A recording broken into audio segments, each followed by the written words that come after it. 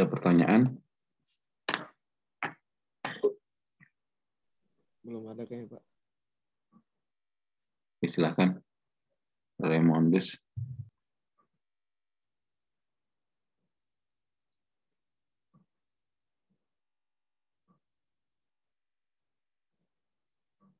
Ya, untuk perancangan, untuk personal use sih, untuk belajar nggak masalah. Itu CST. Silakan pakai software yang ada itu.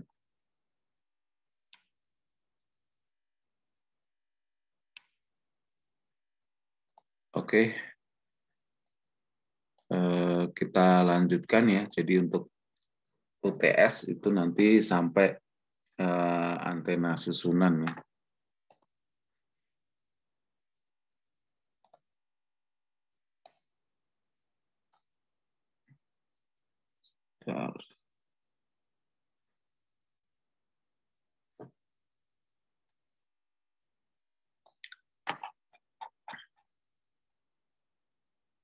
Oke. Jadi nanti susunan antena atau array antena. Ya, kita lihat bahannya.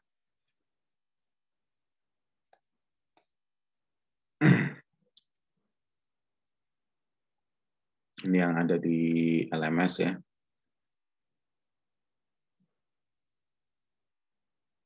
Oke, jadi array antena atau susunan antena itu tujuannya memahami konsep susunan antena dan mampu menjelaskan konsep perkalian diagram arah,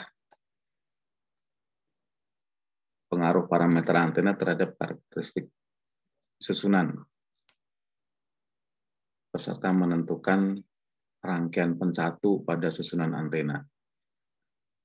Jadi yang kita akan lihat pertama, ya ini, antena itu seringkali disusun untuk memenuhi satu tujuan tertentu. Ya, kita tahu kemarin dari pembahasan impedansi antena, itu kita melihat kalau ada benda-benda di sekitar antena, itu nanti akan mempengaruhi parameter antena. Nah, susunan antena itu adalah kesengajaan ya, kita menyusun antena ya, supaya kita dapatkan suatu hasil tertentu. Nah, meskipun bentuk fisiknya itu kelihatannya satuan gitu ya. Jadi kalau misalkan katakanlah ini antenanya ini seperti ini.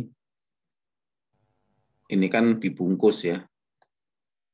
Jadi dalamnya ini biasanya ada antena saling menyilang begini.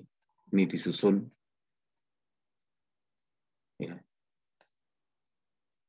Ya, ini susunan antena menyilang seperti ini. Ada sekian banyak susunan antena. Tujuannya apa? Ya, tujuannya kalau kita susun seperti ini pertama nanti dampaknya adalah gain-nya akan lebih besar ya. Jadi di sini kita punya gain antena lebih besar.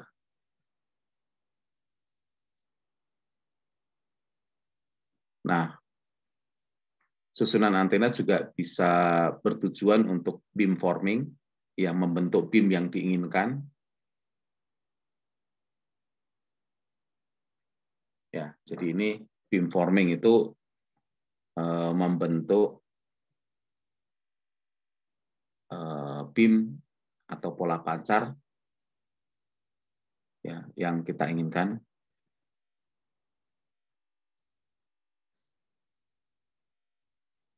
Atau bisa juga beam steering ya. Beam steering. Jadi beamnya tertentu tapi arahnya kita inginkan ke arah tertentu. Ya, kalau ini berarti mengarahkannya.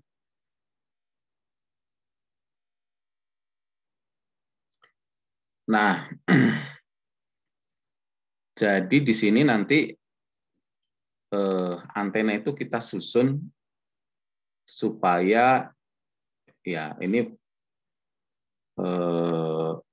konsep dasar untuk bisa menjadi antena pintar ya.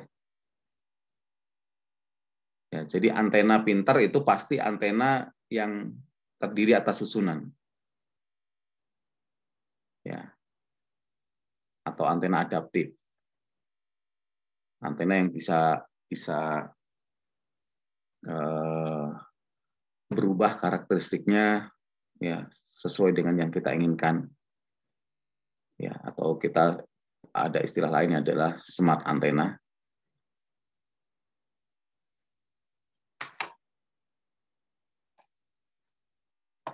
Oke, jadi kalau smart antena itu pasti antena susunan, nggak bisa antena tunggal, antena sendiri.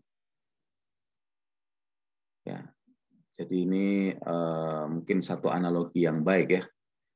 Jadi kalau sekarang ini mau pintar, ya harus punya komunitas gitu ya. Nggak bisa pintar itu sendirian gitu. Ya, antena itu nggak bisa pintar kalau dia sendiri. Nah, di dalam saling mempengaruhi itulah dia bisa pintar. Ya, kalau tidak ada pengaruh, ya dia nggak bisa berubah. Nah, itu yang mungkin analogi yang menarik ya. Jadi antena tidak bisa pintar kalau dia tidak berkumpul dan tidak punya temannya gitu. Nah, sekarang juga seperti itu ya. Kalau kita sendiri terisolasi ya kita nggak akan bisa pintar. Dengan punya komunitas, nah kita bisa saling mempengaruhi dan bisa pintar. Oke. Nah, konsep antena susunan ya, yang dimaksud susunan di sini adalah antenanya nanti sejenis. Ya, jadi di sini antena susunan yang dimaksud di sini adalah antena yang sejenis. Ya, tersusun dengan jarak, ya, amplitudo serta fasa satuan tertentu. Jadi yang disusun ini adalah sejenis. Ya, jadi kalau antena kawat ya kawat semua, kalau antena mikrostrip ya mikrostrip semua. Ya, kalau antena horn ya horn semua gitu ya. Biasanya yang paling sering disusun adalah ini antena dipol, antena kawat, ya, atau yang kedua adalah antena mikrostrip. Nah, kenapa ini mudah disusun ya? Karena dari fisikalnya lebih mudah ya. Apalagi kalau antena mikrostrip, ini antena yang terbuat dari PCB gitu ya. Kita menyusunnya mudah ya, tinggal didesain ya, kita susun gitu ya. Itu sama seperti kita membuat PCB ya mudah gitu ya. Ya, selain dimensinya lebih kecil ya, dimensinya kecil. Jadi sekali lagi di sini antenanya sejenis. Yang disusun ini adalah antena sejenis. Kalau antena yang tidak sejenis, ya mungkin bisa, cuma kita tidak mudah membuat teorinya gitu ya. Tapi secara software mungkin bisa disimulasikan. Jadi kenapa ini yang kita bahas di sini antena sejenis? Yang pertama adalah dari sisi kenyataannya, praktisnya, antena yang disusun itu sejenis. Ya. Yang kedua, ya kita bisa jelaskan secara teorinya.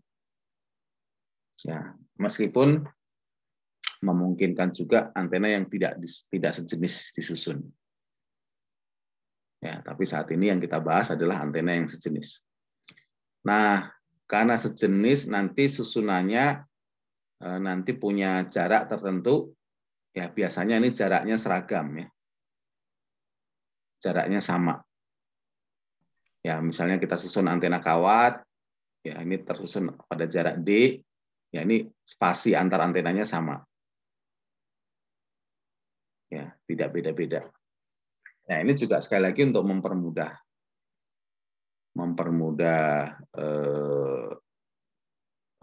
teorinya ya. Ya, pada kenyataannya silakan saja ini tidak seragam. Tapi kita mulai dari yang paling simpel, ya antenanya sejenis, kemudian dengan jarak, ya, jarak antenanya juga seragam, ya, kemudian amplitudo serta fasa tertentu. Kemudian prinsip dari antena susunan itu adalah supersusi gelombang ya. Jadi kalau kita punya antena, ya misalnya di sini kita punya antena, ini punya antena 1, ini punya antena 2, ya maka pada satu jarak jauh di sini E totalnya itu E akibat antena 1 dan E akibat antena 2. Ya, jadi di sini ada supersisi atau resultan dari semua medan listrik akibat antena 1, akibat antena 2, akibat antena 3, dan seterusnya.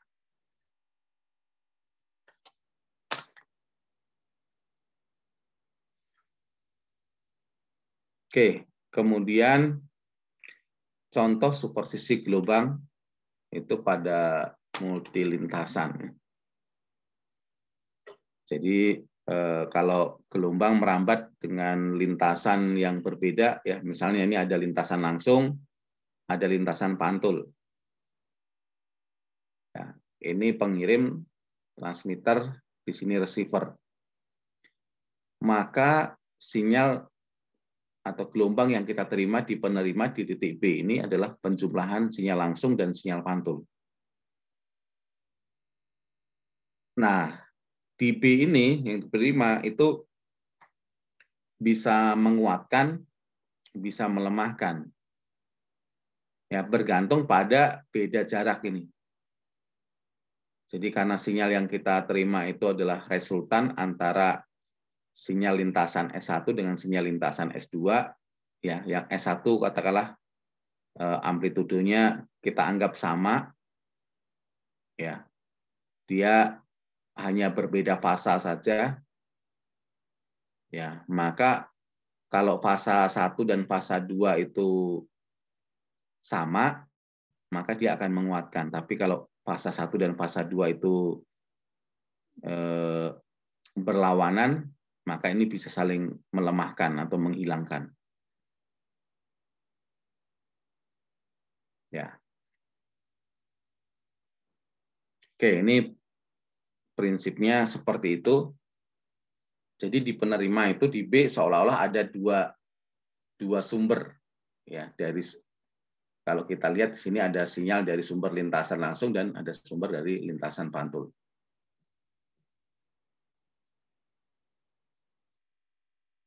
Oke. Nah, untuk menganalisa dampak susunan itu pertama nanti digambarkan antena itu seolah-olah berasal dari sumber titik. Ya, jadi misalnya kita menyusun dua antena di pol lambda per 2 misalnya. Misalnya kita menyusun dua antena di pol lambda per 2. Ya, nah ini misalnya dipol lambda per 2. Ya, pada jarak spasi D. Ya. Nah, di sini nanti diasumsikan dulu, ya. Ya, langkah pertama, ya, ini langkah pertama itu seolah-olah antena ini kita anggap sebagai sumber titik. Ya. Jadi langkah pertama ini dianggap sebagai sumber titik. Ya, kalau ini berasal dari sumber titik, maka ini kita bisa pandang sebagai antena isotropis. Ya, jadi ini seolah-olah kita punya susunan isotropis lebih dahulu. Ya, ya. Jadi kita seolah-olah kita modelkan sumber isotropis lebih dahulu. Nah, dari sini nanti kita ketemu faktor susunan. Ya, atau kita sebut dengan array faktor.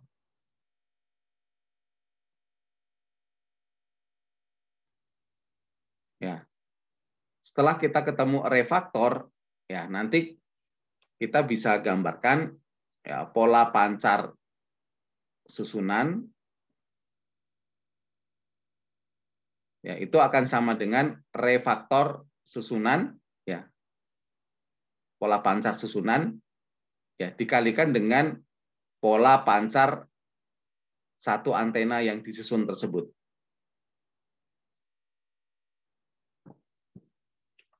Ya, jadi di sini nanti misalnya kita menganalisa, ya kita modelkan dulu antena itu sebagai antena isotropis. Ya, misalnya antena isotropis itu kalau antena ini sendirian, ya maka dia berbentuk bola pola pancarnya, misalnya ya, bukan misalnya seperti itu keadaannya. Kalau ini disusun, misalnya pola pancarnya menjadi donat, misalnya ya. Ya, misalnya kondisinya seperti ini. Nah, kondisi kalau real kita punya satu antena dipol ini kan pola pancarnya donat tapi yang mendatar begini ya. Gitu. Nah, bagaimana satu antena dipol bentuknya seperti ini, dua antena isotropis bentuknya seperti ini. Hasilnya kalau dua antena dipol disusun, maka pola pancarnya adalah perkalian diagram antara antena refaktor susunan isotropis ini dikalikan dengan satu pola pancar antena yang disusun ini. Ya, misalnya hasilnya menjadi seperti ini gitu ya. Nah, bisa jadi seperti ini. Jadi nanti kita melihat refaktor atau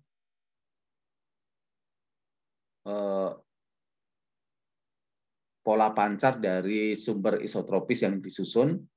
Ya, setelah dapat, maka hasilnya kita kalikan dengan pola pancar satu antena yang disusun tersebut.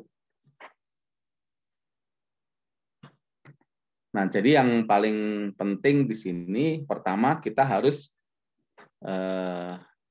membuat atau menganalisa kalau ada antena isotropis disusun ya dengan jarak tertentu.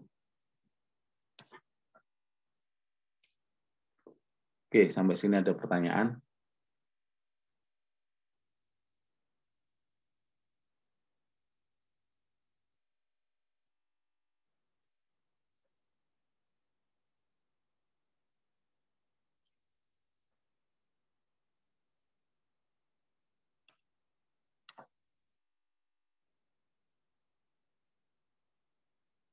Oke, kita mulai ya. Jadi tujuan kita adalah kita membuat atau menganalisa antena isotropis lebih dahulu. Nanti hasilnya katakanlah untuk pola pancarnya ya kita tinggal kalikan.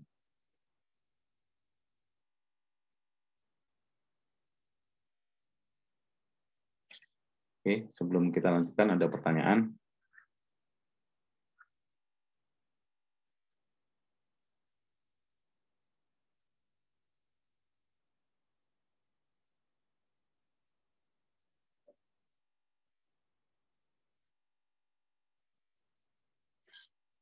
Oke, baik, kita lanjutkan ya. Nah, ini contoh ya. Pertama kita analisa yang paling sederhana itu adalah antena disusun antena susunan isotropis ya, 2 ya. Katakanlah ini dari 2 antena isotropis ini punya satuan yang sama. Ini paling sederhana. Maka tadi konsep antena susunan itu adalah resultan dari masing-masing medan listrik akibat antena 1 dan medan listrik akibat antena 2.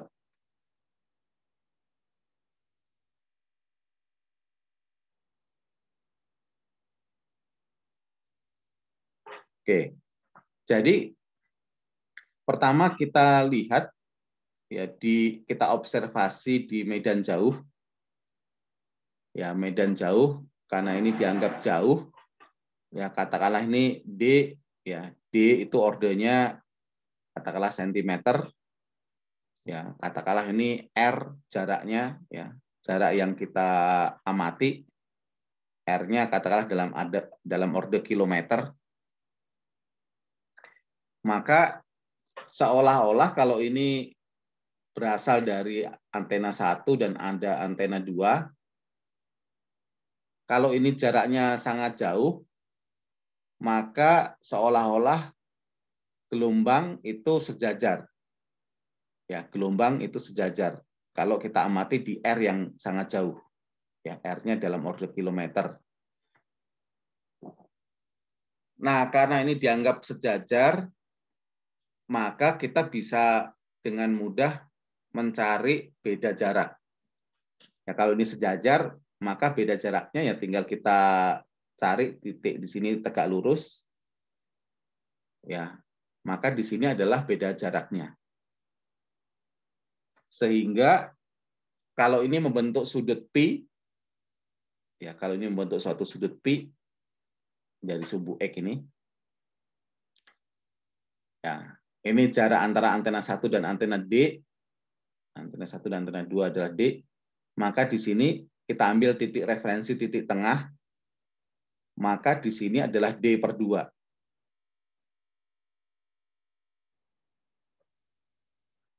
Nah, kalau di sini membentuk sudut pi, karena ini sejajar, maka di sini juga pi. Ya, di sini juga pi. Sehingga beda jaraknya, ya berarti tinggal yang faktor jaraknya adalah yang ini. Nah, kalau ini adalah tegak lurus, ya berarti ini adalah segitiga siku-siku yang sisi miringnya adalah ini. Maka panjang yang ini, ya, panjang yang ini menyatakan beda atau selisih jarak. Selisih jaraknya berarti D/2 cos pi. Ya, karena ini adalah sisi panjang. Ya, ini membentuk suatu sudut pi, maka panjang selisih lintasan antara antena 2 dengan referensi itu adalah D/2 cos pi. Demikian juga beda lintasan antara antena 1 dengan titik referensi di titik tengah di sini. Ya, di sini juga D/2 cos pi. Ya, karena di sini D/2 ya, membentuk sudut pi, maka selisih lintasannya adalah D/2 cos pi. Nah, kita tahu beda fasa, ya, beda fasa kita nyatakan di sini dengan suatu simbol ya. Oke, nanti di sini. Jadi kita lihat nanti selisih beda fasa itu ditimbulkan oleh beda jarak. Beda jaraknya adalah D/2 cos pi. Nah, sekarang kita ambil case kalau amplitudo dan fasanya sama. Ya, seolah-olah amplitudo dari kuat medan antena 1 dan kuat medan antena 2, ya, serta fasa, ya, fasa keluaran dari antena pertama dan antena 2 dianggap sama. Ini kasus yang pertama. Maka ya di sini beda fasa, ya beda fasa itu nanti beta dikalikan D, ya. Jadi beda fasa ya di titik jauh, ya berarti beda fasa, ya katakanlah antena 2 terhadap antena referensi, ya katakanlah kita simbolkan sebagai psi per 2 di sini. Psi per 2-nya adalah beta dikalikan dengan D. Ya, mencari beda fasa kan beta dikalikan dengan D. Beta itu adalah 2pi per lambda.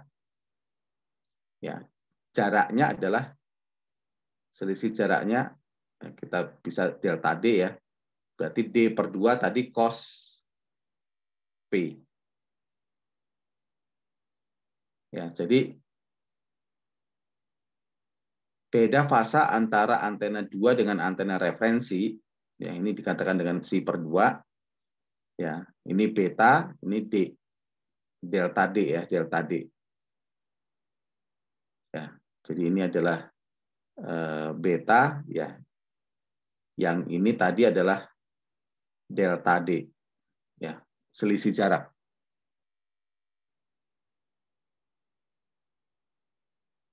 Ya, sehingga ini adalah selisih fasa antara antena referensi dengan antena 2. Ya.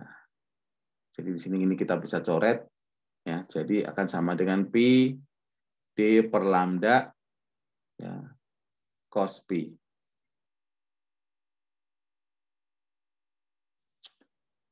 Nah, sekarang apa perbedaan antara antena 1 dengan antena 2? Ya, antena 1 dia terlambat. Ya, karena dari titik tengah di sini sinyal ini sampai duluan, ya, sementara sinyal dari antena 1 akan sampai belakangan karena jarak tempuhnya lebih jauh. Ya, jadi di sini fasa dari medan listrik antena 1 itu akan tertinggal. Ya, sebesar pi D per lambda cos pi. Sementara kalau kita bandingkan antara antena 2 dengan antena referensi, antena 2 akan sampai duluan. Ya, dibandingkan dengan antena referensi. Atau dengan kata lain, antena kedua ini akan mendahului ya. Ya, sementara antena dari antena pertama dia akan tertinggal.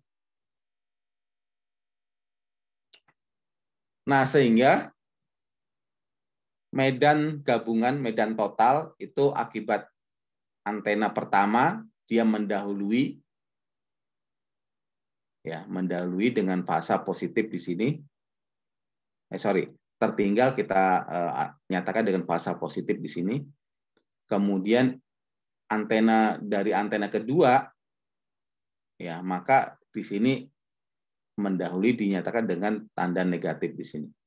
Ya, jadi di sini dari E1, ya ini adalah E2.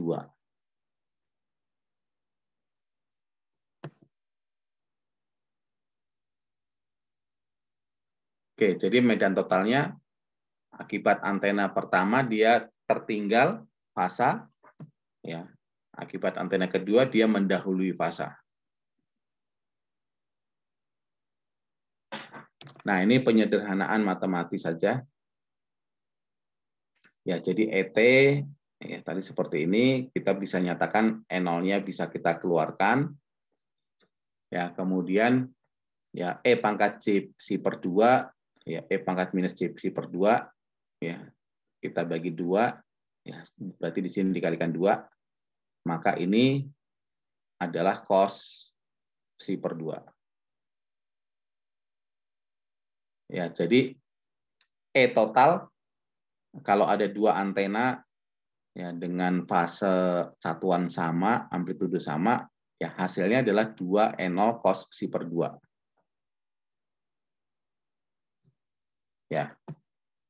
Dengan catatan tadi psi-nya adalah D dalam lambda, ya, dr di sini. Ya, ininya tadi psi-nya adalah ini ya, PD per lambda cos pi. Nah, bisa disederhanakan. Ya, ini dalam bentuk dr.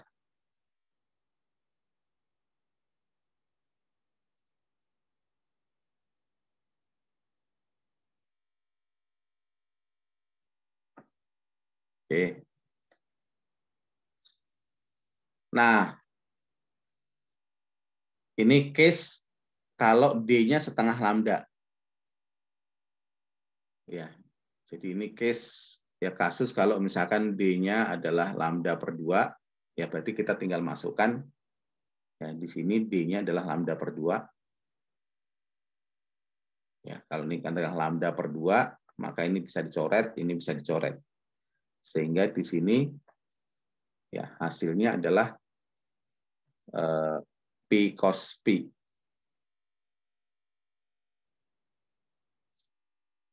Nah, kita cari medan maksimum. Ya, kapan dia maksimum?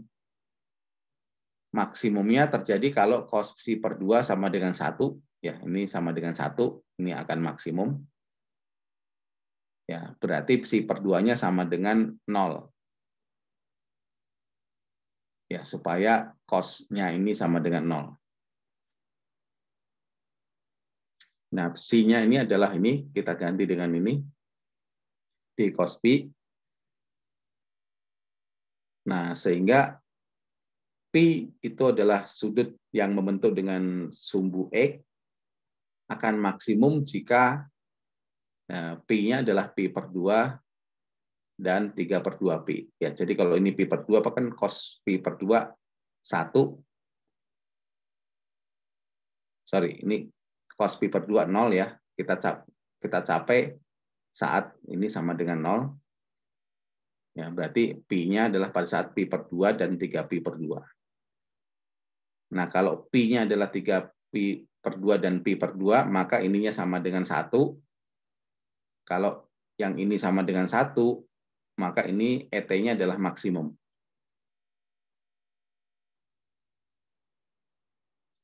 Nah, begitu juga kita cari medan minimum. Ya. Untuk case D-nya adalah lambda per 2. Ya.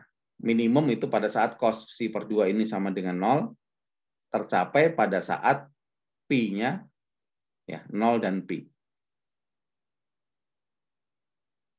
Nah, sehingga nanti kita bisa gambarkan ya penggambarannya seperti ini. Jadi fungsinya adalah kenapa kita cari maksimum dan minimum.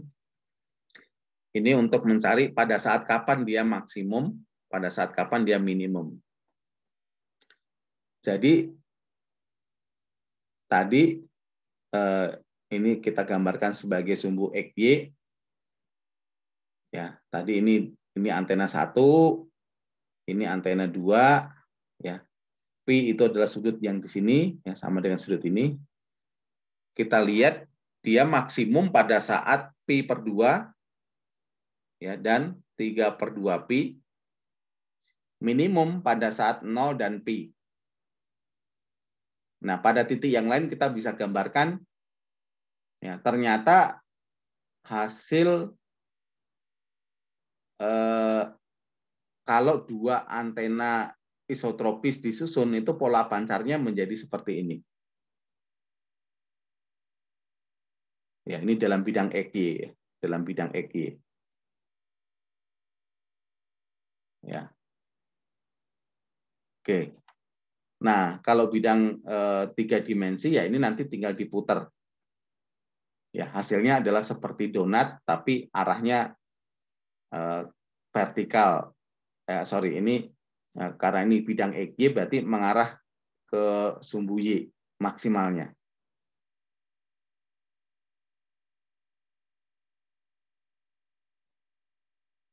Ya, dengan catatan ini kasus kalau D-nya adalah lambda per 2. Jarak antar antenanya adalah lambda per 2.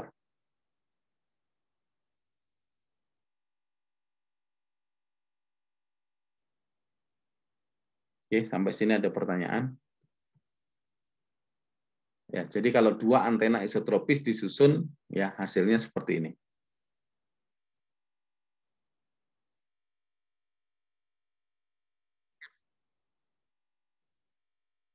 Nah, sekarang kasus yang kedua itu kalau antenanya sama, ya, tapi berbeda fasa 180 derajat.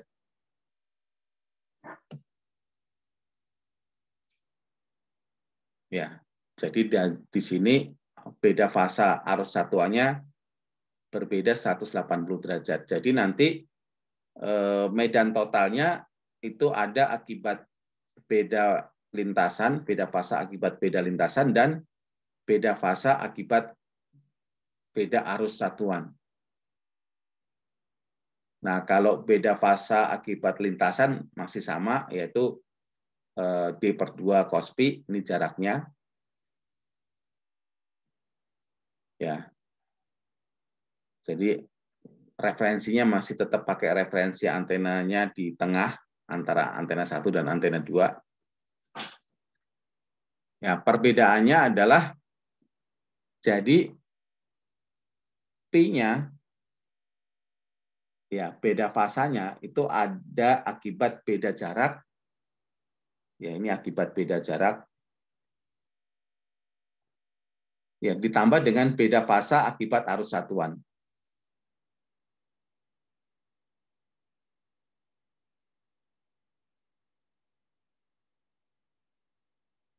Ya, jadi beda fasanya antara antena 1 dan antena 2 itu adalah beda akibat beda jarak dan beda akibat beda arus satuan. Nah, beda fasa totalnya adalah beda jarak dan beda arus satuan. Oke, ini kita nyatakan dengan dr, ya, ini d dalam lambda, ya, ini dua, ini sebenarnya adalah 2 pi, ini per lambda ini adalah beta, ya, yang ini adalah selisih jarak.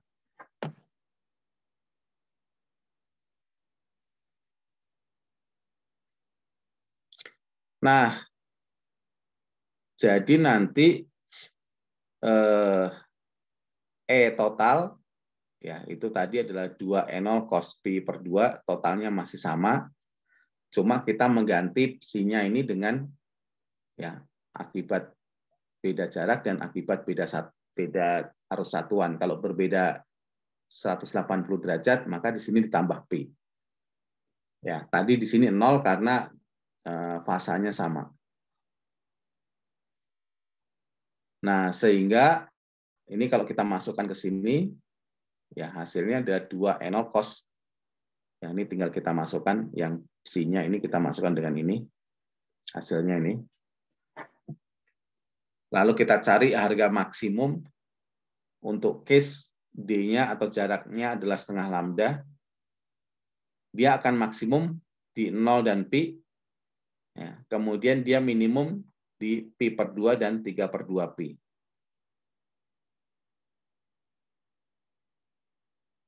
Nah, sehingga hasilnya kalau dua antena isotropis disusun beda fasa 180 derajat, hasilnya ya seperti ini. Ya, kalau tadi ke arah vertikal, sekarang ke arah horizontal atau ke arah X.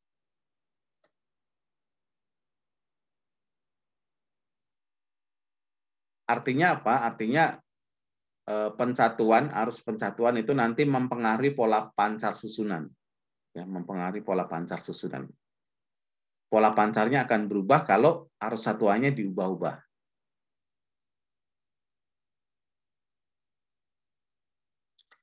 Nah, ini case yang lain, ya, amplitudo arus satuannya sama, tapi beda fasa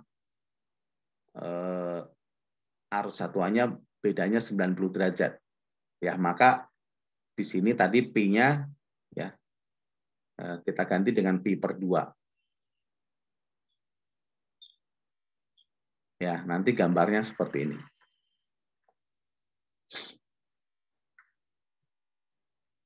Nah, kesimpulannya apa? Kesimpulannya di sini adalah jadi beda arus satuan, beda fase arus satuan itu mempengaruhi pola pancar dari antena susunan. Itu yang pertama. Yang kedua, kalau D-nya ini diubah-ubah, ya D-nya lambda per 2 diubah menjadi D lambda per 4, ya jaraknya kita dekatkan, maka pola pancarnya juga berubah. Ya, pola pancarnya yang semula seperti ini sekarang menjadi seperti ini.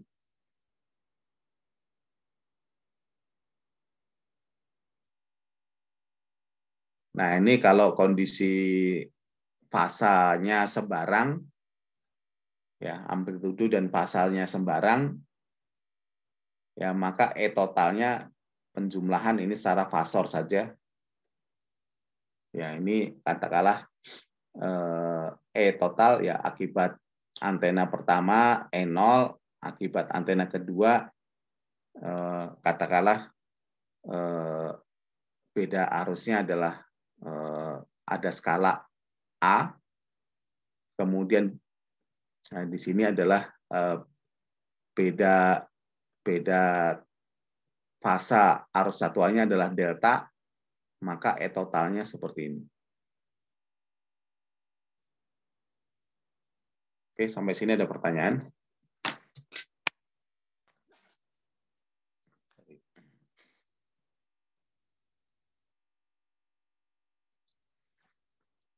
Oke, jadi terkait dengan parameter antena susunan, dari kasus yang dikemukakan, perbedaan amplitude, ya, fasa, serta jarak antar antena dapat menghasilkan pola radiasi yang berbeda. Ya, jadi pola radiasinya akan berubah ketika arus satuannya diubah-ubah, baik itu amplitudo maupun fasa. Nah, kemudian pola radiasinya juga berubah. Nah, ini konsep perkalian diagram arah. Ya, jadi tadi di awal sudah saya jelaskan. Ya, susunan antena biasanya terdiri dari antena yang sejenis. Ya, tadi sama kalau misalkan biasanya antenanya microstrip atau antena kawat. Ya, antena sejenis itu antena yang memiliki diagram arah, medan, fasanya sama, orientasinya juga sama. Nah, susunan dari sejumlah N antena sejenis ya, dapat diperhatikan sebagai susunan sejumlah N sumber isotropik. Jadi N antena sejenis ini kita modelkan sebagai N sumber antena isotropik lebih dahulu ya dengan satuan arus dan fasa tertentu. Nah, kemudian kita analisa ya, sehingga memiliki diagram arah medan atau diagram arah fasa ya akibat susunan. Nanti pola pancar atau diagram arah medan maupun fasa susunan N sejenis itu memakai prinsip perkalian diagram. Untuk susunan yang tidak isotropik dan atau tidak sejenis ya tidak berlaku prinsip perkalian diagram. Jadi ini hanya berlaku untuk N susunan sejenis. Ya, jadi misalnya satu antena ya satu buah itu punya pola pancar misalnya seperti ini ya. Maka sejumlah N antena isotropik katakanlah ini akibat kita menyusun ya N isotropis hasilnya seperti ini ya, maka antena ya, susunan sejumlah N antena A akan memiliki perkalian diagram. Ya, jadi amplitudenya adalah dikali. Ya, yang ini tadi adalah pola pancar antena satu antena, ya, ini pola pancar satu antena dikalikan dengan N antena isotropis. Ya, kalau fasanya dijumlah. Ya, jadi misalnya contoh, ya misalnya ini antena satu antena, ya katakanlah antena A tadi, pola pancarnya seperti ini. Kemudian N antena isotropis, hasilnya seperti ini.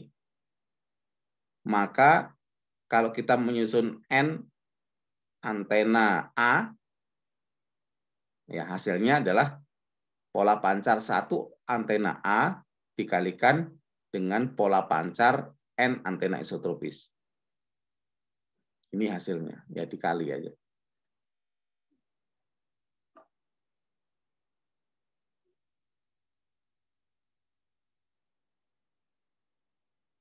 Oke, sampai sini ada pertanyaan?